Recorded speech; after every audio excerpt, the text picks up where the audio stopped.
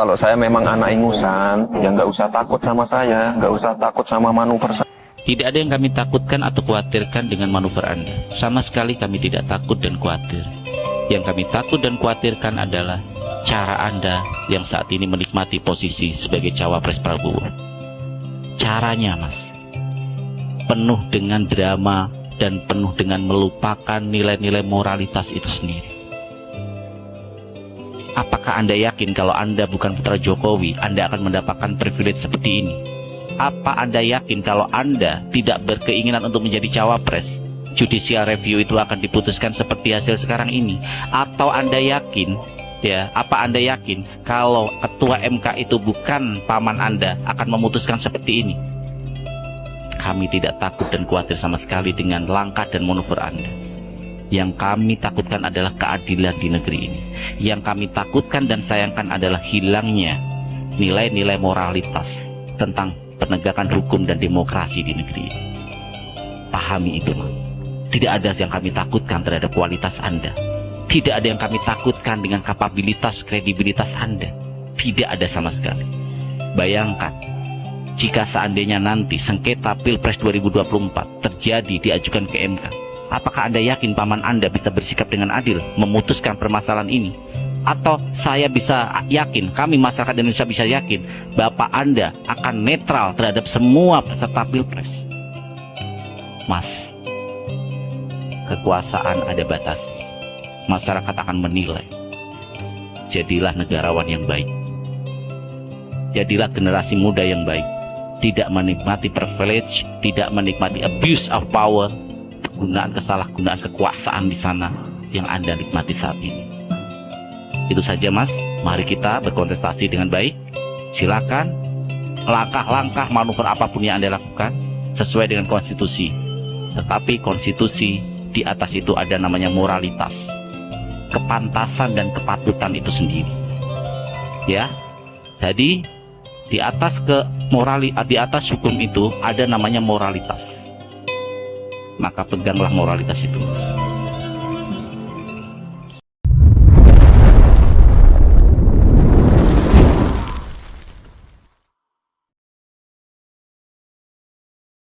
Jadilah negarawan yang baik. Assalamualaikum warahmatullahi wabarakatuh. Salam, Om Swastiastu, Namo Buddhaya, salam kebajikan, dan salam sejahtera untuk kita semua. Saudaraku sebangsa dan setanah air, menarik ketika kita menyimak cuplikan video ini. Hati saya sangat tersentuh mendengar tanggapan yang disampaikan oleh pemuda ini terhadap pernyataan dari Gibran Rakabuming Raka. Saudaraku sebangsa dan setanah air, manuver yang dilakukan oleh Gibran Rakabuming Raka ini sebenarnya rakyat Indonesia tidak khawatir. Yang membuat rakyat Indonesia khawatir karena cara yang dilakukan oleh Gibran Rakabuming Raka ini. Rakyat menuntut keadilan di negeri ini. Asas kepatutan, asas kelayakan, itulah yang dituntut oleh rakyat Indonesia hari ini. Bahkan sekelompok organisasi mereka beramai-ramai untuk melakukan aksi demonstrasi di depan gedung Mahkamah Konstitusi. Mereka menuntut bahwa seorang Anwar Usman yang adalah paman dari Gibran Rakabuming Raka ini harus mengundurkan diri. Selain itu, di negara kesatuan Republik Indonesia ini, kita dituntut untuk menjaga nilai-nilai moralitas. Kita dituntut untuk menjaga nilai-nilai kepantasan dalam berdemokrasi. etika dan tata krama dalam berdemokrasi di partai politik manapun harus wajib untuk dijunjung tinggi. Apalagi keputusan-keputusan yang berhubungan dengan konstitusi. Secara menyeluruh, apa yang disampaikan oleh pemuda tadi menurut saya adalah pemikiran yang sangat luar biasa. Dengan tegas dan lugas, beliau mengatakan bahwa rakyat Indonesia sebenarnya tidak takut dengan manuver politik Anda. Manuver politik yang dilakukan oleh Gibran Rakabuming Raka ini. Sebuah pertanyaan yang diajukan oleh pemuda ini. Apakah dia akan bisa menjadi cawapres jika bapaknya bukan seorang presiden? Atau pertanyaan yang kedua, apakah dia akan bisa menjadi cawapres jika pamannya tidak duduk di Mahkamah Konstitusi? Hal inilah yang dikhawatirkan oleh rakyat Indonesia hari ini. Rakyat merasa marah, rakyat merasa cemas, karena begitu mudahnya seorang anak presiden untuk menggapai kekuasaan. Dengan mudahnya dia mencampakkan partai PDIP, meninggalkan PDIP dan bergabung dengan Golkar demi ambisi kekuasaannya. Inilah yang dipertanyakan oleh rakyat hari ini. Sehingga rakyat Indonesia menuntut tentang kedewasaan dalam berdemokrasi. Jangan karena Anda adalah seorang anak presiden, paman Anda adalah ketua MK, lalu dengan seenaknya Anda menggunakan privilege yang ada. Tentu, ini adalah sebuah tindakan yang tidak layak untuk ditiru atau dicontohi oleh kaum milenial, oleh Gen Z, oleh generasi muda di negara kesatuan Republik Indonesia ini. Dengan demikian, pemuda tadi mengatakan bahwa jadilah negarawan yang baik. Jadilah generasi muda yang baik. Ini adalah sebuah pernyataan teguran yang begitu keras kepada Gibran Rakabuming Raka. Dan saya berharap bahwa cuplikan video tadi bisa mengetuk pintu hati kita, bisa menyadarkan kita, khususnya kita kaum milenial, kita Gen Z, kita generasi penerus bangsa, agar kita benar-benar mengikuti proses dalam berdemokrasi. Jadilah pribadi yang baik. Jadilah pribadi yang bisa ditiru oleh kaum muda, oleh generasi muda ke depannya. Jangan karena orang tua kita punya kekuasaan, lalu dengan seenaknya kita berbuat sesuatu. Itu adalah sesuatu yang tidak layak untuk ditiru. Saudaraku sebangsa dan setanah air, dalam beberapa menit ke depan, saya ingin mengajak pemirsa sekalian untuk bersama-sama kita mendengarkan pandangan-pandangan politik melalui cuplikan-cuplikan video yang disampaikan oleh netizen, oleh para pengamat politik, dan juga oleh orang-orang komedian yang mungkin bisa menghibur kita juga. Mari kita simak bersama-sama. PDI Perjuangan mulai menyerang Jokowi. Jelasnya, salah satu politisi PDIP, yaitu Adian Napitupulu, tokoh penting PDIP ini bilang, konflik dan perseteruan antara PDIP dan Jokowi itu bermula karena permintaan Jokowi supaya PDIP mendukungnya untuk menjabat sebagai presiden sebanyak 3 periode, tetapi ditolak oleh Megawati. Ini isu politik teranyar dan tajam menusuk. Tidak ada angin dan tidak ada hujan, Adian memunculkan lagi isu 3 periode, dan kini ditambah bahwa 3 periode itu permintaan Jokowi ke Megawati. Lalu Puan Maharani membantah statement Adian Napitupulu itu. Sebenarnya di awal pengguliran wacana 3 periode itu, Jokowi berulang-ulang membantah dan menolak wacana itu. Jokowi menganggap ada 3 alasan mengapa orang mengusulkan 3 periode.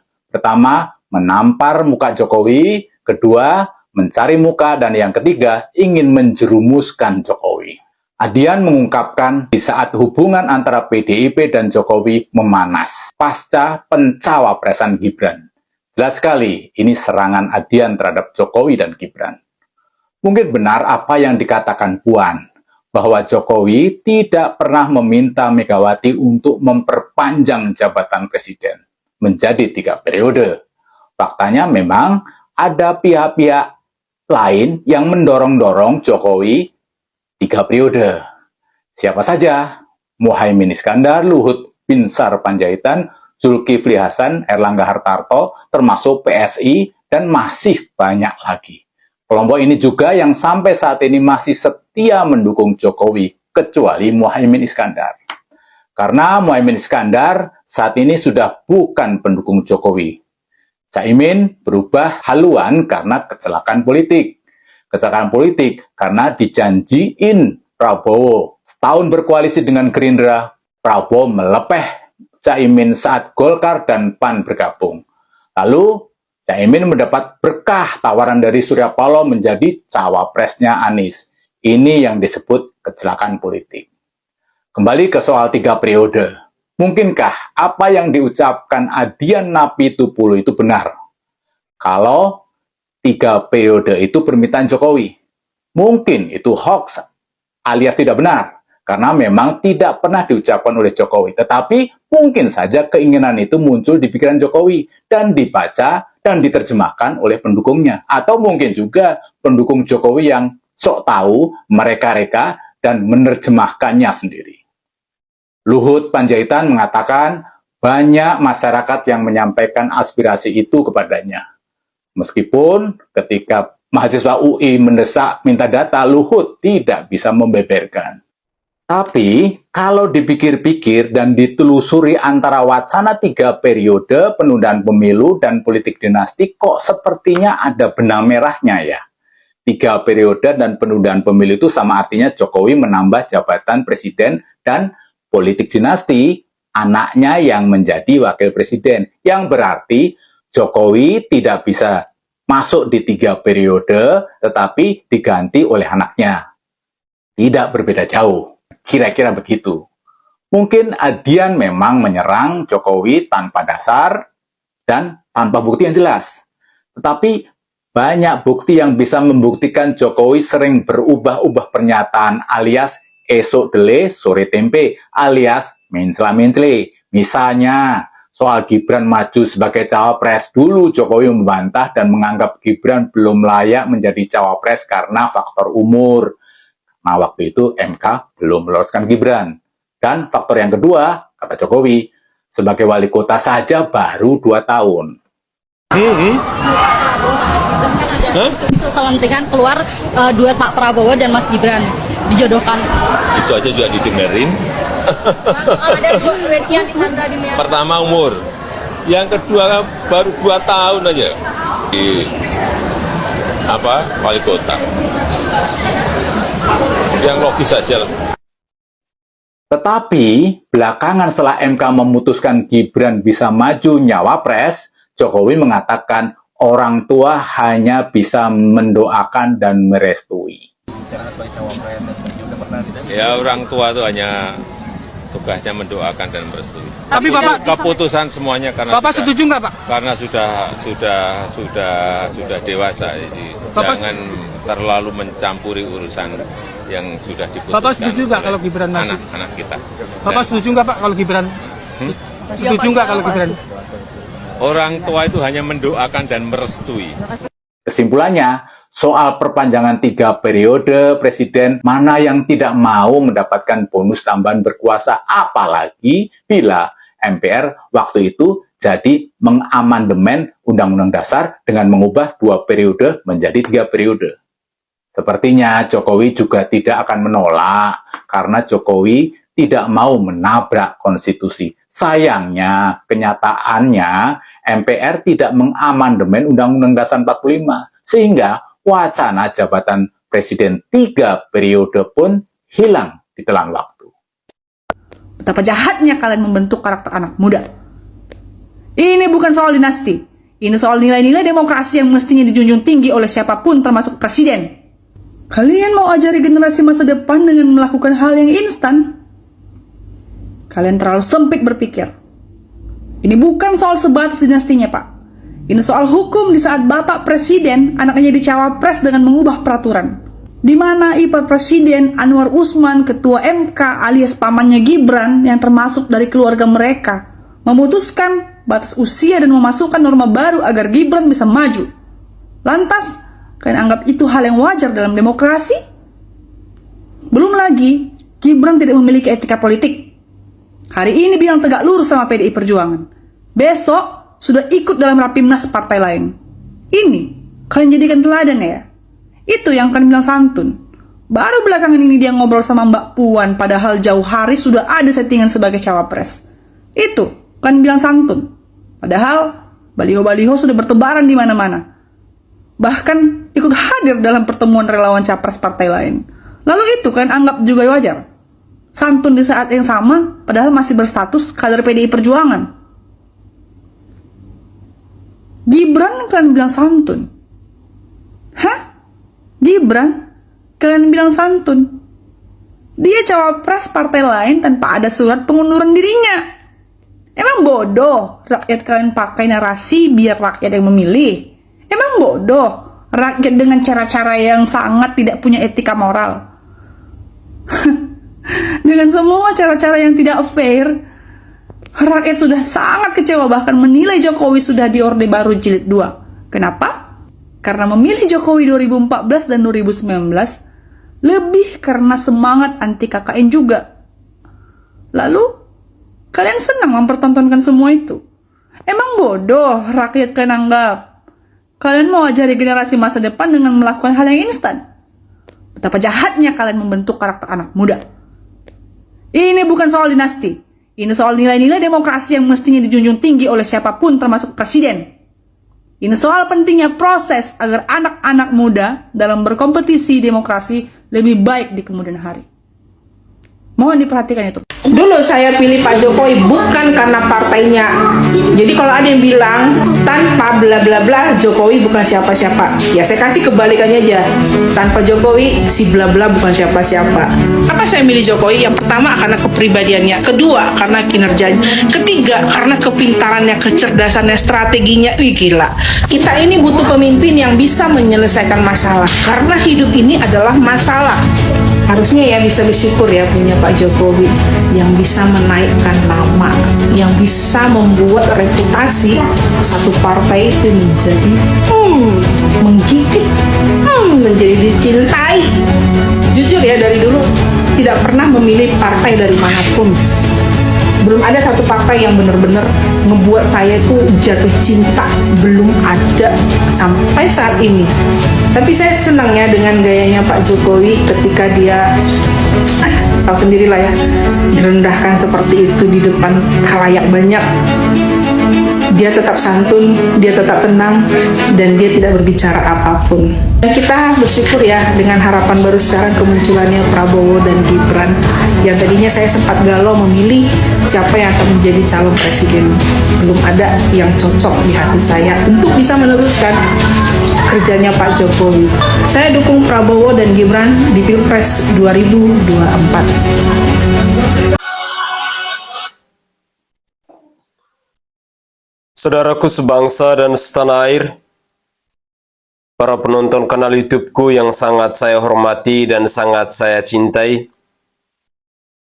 cuplikan-cuplikan video tadi masih berhubungan dengan Bapak Presiden Joko Widodo.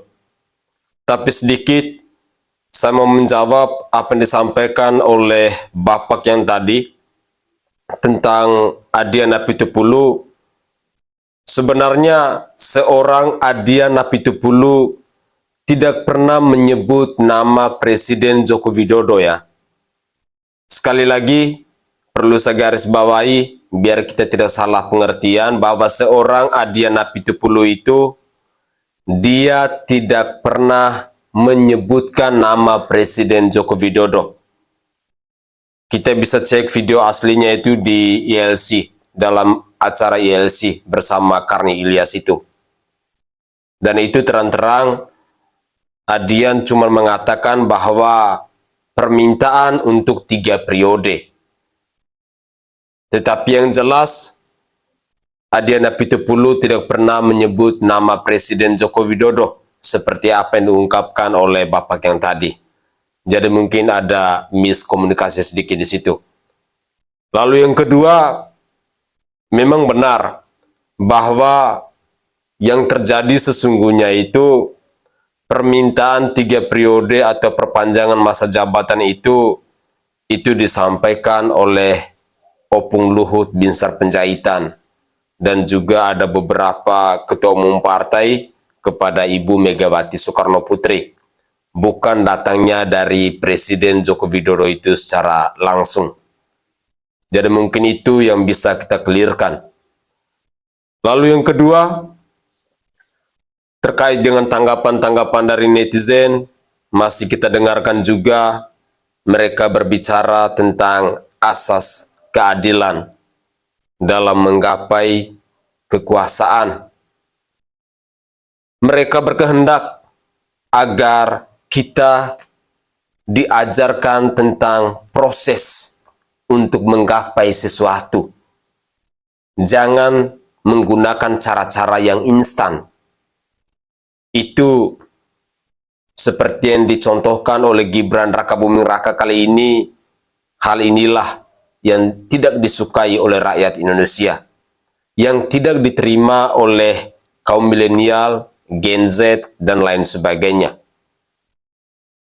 Karena pada dasarnya kita berkehendak, kita berkeinginan bahwa segala sesuatu yang kita capai itu harus melalui pembelajaran, harus melalui perjuangan, harus melalui proses. Seorang bayi sebelum dia akan berlari tentu ada step by step, dari dia mulai merangkak, dia melatihkan diri untuk berjalan. Lalu kita sebagai orang tua mengajarnya bagaimana untuk berdiri, bagaimana untuk berjalan. Semuanya itu butuh proses sampai bayi itu bisa berlari. Tidak ada seorang bayi yang baru habis melahirkan langsung berlari. Sama halnya kita mau menggapai kekuasaan. Jika Anda mau menjadi seorang gubernur, jika Anda mau menjadi seorang bupati, jika Anda mau menjadi seorang anggota DPR, belajarlah dalam dunia politik. Berproseslah dari nol, biar Anda itu paham mekanisme, manajemen, proses yang terjadi dalam dunia politik itu. Jangan pernah kita menggapai sesuatu dengan cara yang instan, karena itu akan membodohi diri Anda. Sekali lagi, semoga saja pembelajaran atau hal yang ditunjukkan oleh Gibran Rakabuming Raka ini tidak ditiru oleh kita generasi muda, oleh kita kaum milenial dan Gen Z saat ini. Mari kita belajar untuk berproses. Karena jika kita melewati sesuatu atau kita mau menggapai sesuatu dengan cara berproses, maka segala sesuatu pasti akan indah, akan ada kepuasan di sana. Dan kekuasaan yang kita peroleh itu adalah berkah, sesuatu yang kita terima tidak dengan cuma-cuma, tetapi melalui proses yang panjang. Begitulah kira-kira. Mari kita lanjutkan lagi. Assalamualaikum warahmatullahi wabarakatuh. Pemirsa di seluruh Indonesia, bertemu kembali dengan saya Irma Suryani, Sarjana Ekonomi Magister Manajemen. Pemirsa, kali ini saya ingin berbagi terkait dengan oligarki politik. Apa yang dimaksud dengan oligarki politik? Oligarki politik ya, yang dipahami oleh seluruh masyarakat Indonesia adalah dinasti politik. Nah, politik dinasti ini seharusnya tidak hanya menyangkut ya anak presiden, tapi juga menyangkut anak ketua-ketua partai politik, anak gubernur, anak bupati, anak wali kota. Itulah yang dimaksud dengan oligarki politik dan dinasti politik. Jadi kita tidak perlu juga harus misalnya ribut terkait dengan keputusan MK yang kemudian membuat kegaduhan. Ya, ini yang saya maksud. Harusnya partai politik kalau memang tidak ingin menyuburkan oligarki politik, maka jangan endorse. Ya, jangan mengendorse calon-calon yang berasal dari oligarki politik. Nah, itu yang harus dilakukan ketika misalnya partai politik tidak ingin terjadi kegaduhan seperti hari ini. Nah, itulah yang saya sesali. Kenapa kemudian kita ribut hanya terkait masalah anak presiden? Kenapa kita tidak ribut ketika misalnya anak bupati, wali kota, gubernur, juga anak ketua-ketua parpol misalnya mencalonkan diri sebagai anggota legislatif, ya, mencalonkan diri sebagai cakada misalnya. Nah, harusnya kita juga fair dalam memahami ya hal-hal seperti itu, sehingga kita tidak terjebak dalam adu argumentasi atau debat kusir, sehingga kita tahu bahwa sebenarnya partai politiklah yang bertanggung jawab terhadap endorsement ya, yang kemudian menyuburkan oligarki politik. Untuk itu harusnya partai politik punya independensi, punya akuntabilitas, moralitas untuk bisa memilih kader yang bisa dan memahami ideologi partainya masing-masing, sehingga tidak terjebak dalam memanfaatkan oligarki politik dalam mencapai kursi di parlemen maupun kekuasaan.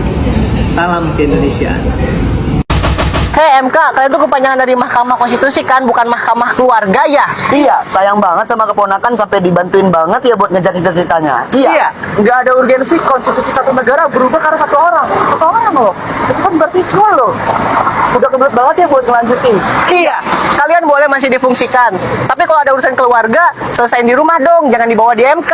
Sorry, ini bukan urusan keluarga, ini urusan dinasti. Oh, dinasti, maksudnya dinanti. Oh, dinanti. Oh, dinanti aja kalau ada cawapres muda yang maju. Oh, biar bisa selebrasi bareng. Kemarin paman datang, pamanku dari MK AOE. Gibran dana abadi pesantren, langsung ngeluarin kartu-kartu sama sih, modelnya tuh sama kayak bapaknya itu, semua kartu sakti. Ternyata kata Bu Sri Mulyani, dana abadi pesantren itu bukan barang lama. Itu bukan barang baru, maksudnya itu barang lama dan nggak perlu, berarti kan apa ya, memamerkan sesuatu yang bukan original punya dia gitu. Kalau misalnya dibilang melanjutkan, ya jujur aja melanjutkan, nggak usah wah ini program program andalan saya. Kok saya sih? Bukan, dah lah, nggak usah. Ini baru awal aja kayak gitu. Dan Gibran kan baru 2 tahun nih, sama aja kayak bapaknya, baru berapa tahun loncat. Akhirnya kayak gini. Udahlah, anak muda, ya betul. harus lebih unggul, tapi harus paham juga kompetensi gitu. Orang berjuang untuk Indonesia berdarah-darah, ya kan? Bertumpah darah. Tapi ada juga orang yang pengen berkuasa dengan menumpahkan darah. Tapi ada juga orang yang ingin berkuasa karena sedarah. Siapa tuh? Tebak, tulis di kolom komentar. Prabowo Gibran. Kalian nggak malu ketika Jokowi dituduh PKI antek asing melalui obor rakyat, kamu menikmati memojokkan Jokowi karena kamu mendukung Prabowo. Tapi strategi itu gagal. Kalian merubah ulang strategi, berbalik, mencoba merangsek ke dalam. Kata bahasanya Bang Denny Siregar adalah kuda Troya. Itu maksudnya kan? Kamu gak malu? Kalau saya bangga sebagai orang yang dituduh buzzer RP lah, dituduh antek PKI lah, dituduh cebong lah. Tapi kami telah membuktikan kepada dunia pilihan kami tepat. Kami memperjuangkan Pak Jokowi menjadi presiden. Di media sosial kami terus mengkanter narasi-narasi jahat dari kelompok-kelompok kalian. Kalian adalah orang-orang yang pecundang, menikmati perjuangan orang lain hanya untuk meraih kekuasaan. Harusnya kalian malu. Kemudian Pak Gibran nih, Gibran, kamu nggak pernah ikut merasa sakit ketika Jokowi bapakmu dihina karena kamu memang tidak ikut memperjuangkan itu. Kamu bungkam, kamu diam. Kamu yang kelihatannya polos, lugu, naudzubillah min dzalik. Tidak mau lihat seperti kami nih, rakyat jelata ini. Apa sih kami? Bansos tidak dapat, KIS tidak dapat, programnya diunggulkan. Paling mungkin seandainya dapat nanti kartu apa itu KIS untuk lansia mungkin karena kami udah tua. Jadi Kaisang itu ketika ada di TikTok itu, kalau ada yang menghina jogetan aja ya.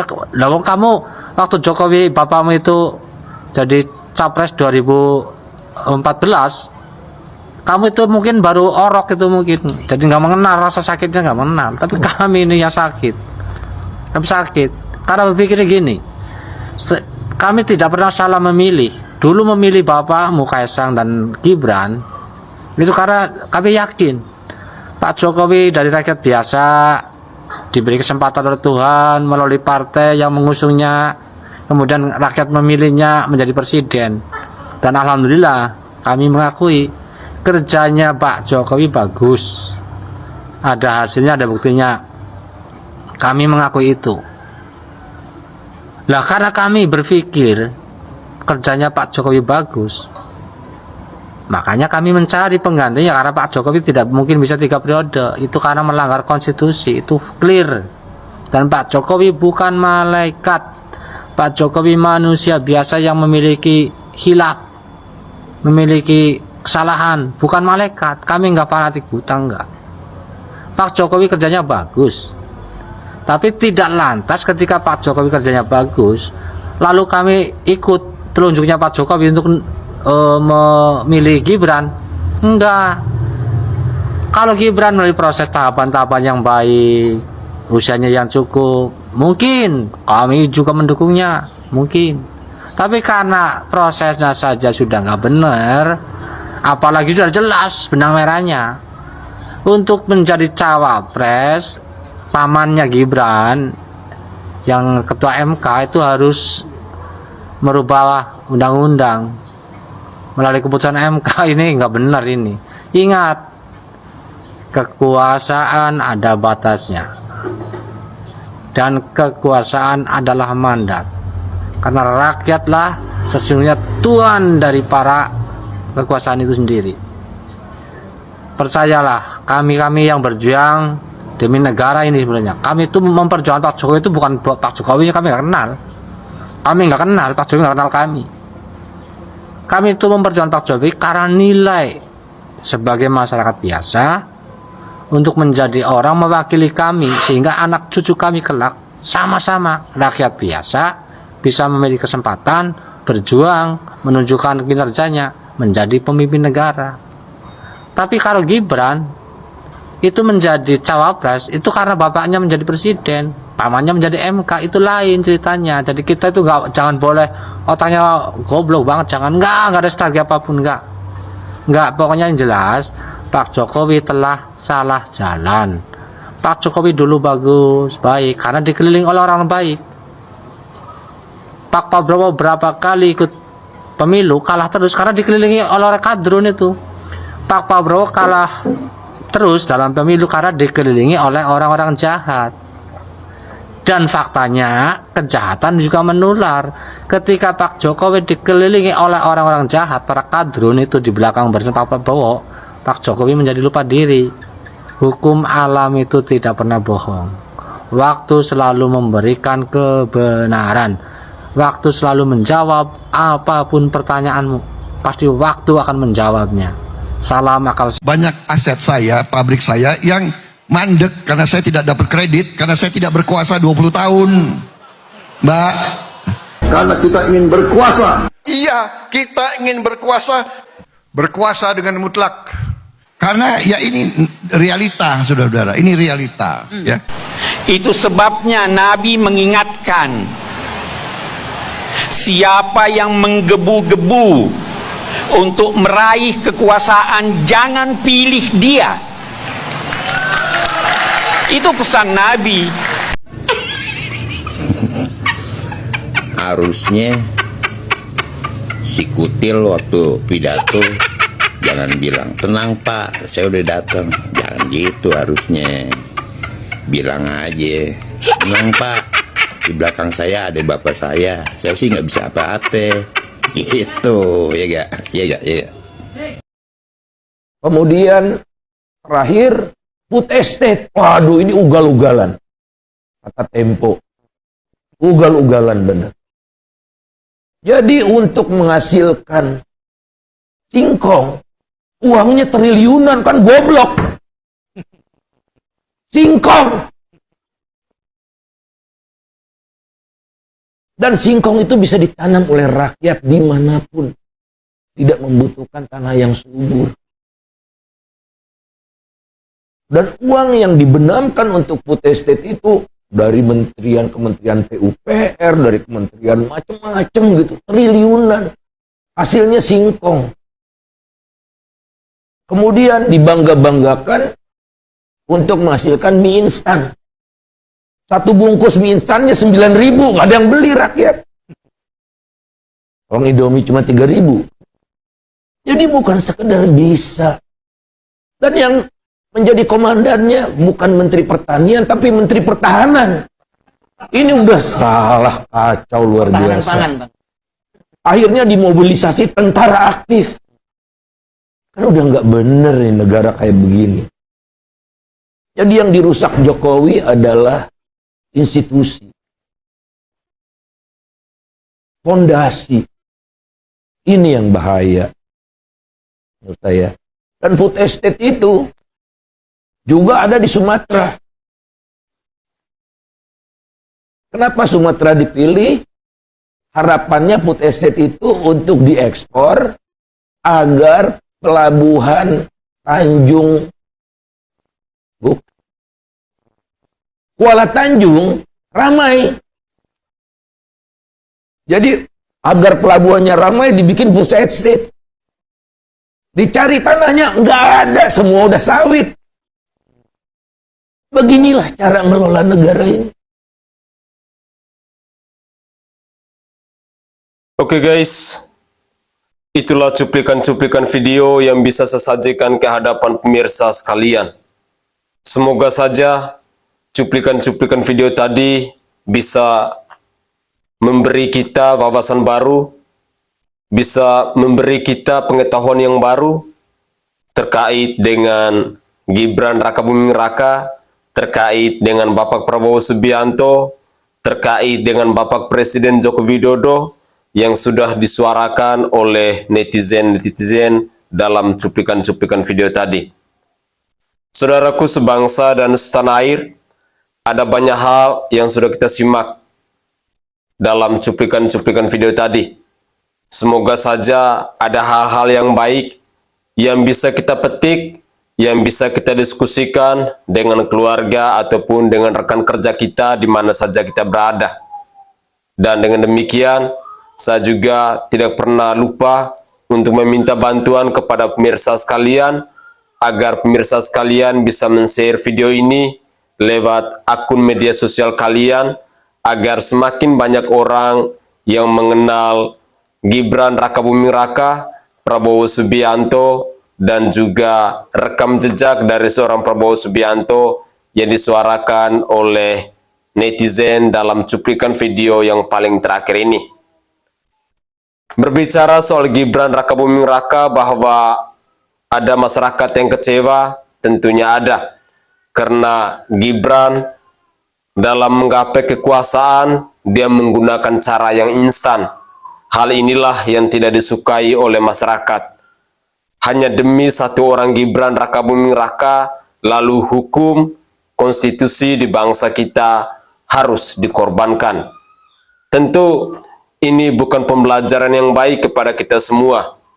Ini adalah sesuatu yang sudah menodai nilai-nilai konstitusi di bangsa kita. Dengan demikian, saya berharap ke depan kita sebagai kaum milenial, kita sebagai generasi Z, kita sebagai generasi penerus bangsa, mari sekali lagi saya tegaskan, belajarlah dalam berproses. Apapun yang kita inginkan, apapun yang kita cita-citakan, mari kita lewati itu dengan proses. Karena ketika proses itu sudah matang, proses itu sudah dewasa, pada akhirnya kekuasaan itu pasti akan kita gapai. Dengan demikian, kita harus dewasa dalam segala hal, baik itu dalam pekerjaan kita, dalam pergaulan kita, maupun dalam dunia politik seperti ini. Semoga saja bisa membuat hati kita menjadi lebih dewasa, membuat pikiran kita menjadi lebih sehat, lebih waras, agar menjelang pemilu 2024 ini kita tetap kritis, kita tetap bijaksana, dan tetap menggunakan suara hati kita untuk memilih orang-orang yang berintegritas, orang-orang yang tepat, dan orang-orang yang mampu untuk mensejahterakan bangsa dan negara ini. Begitulah kira-kira. Saya Sainai dari Provinsi Nusa Tenggara Timur. Saatnya kita yang rakyat jelata harus berani untuk bersuara. Tetaplah semangat dan jangan pernah menyerah. Dan sekali lagi, mari kita bergandeng tangan bersama-sama untuk memenangkan Bapak Ganjar Pranowo dan Profesor Dr. Mahfud MD. Karena mereka adalah orang-orang yang berintegritas, orang-orang yang rekam jejaknya baik, dan orang-orang yang layak untuk memimpin bangsa dan negara ini.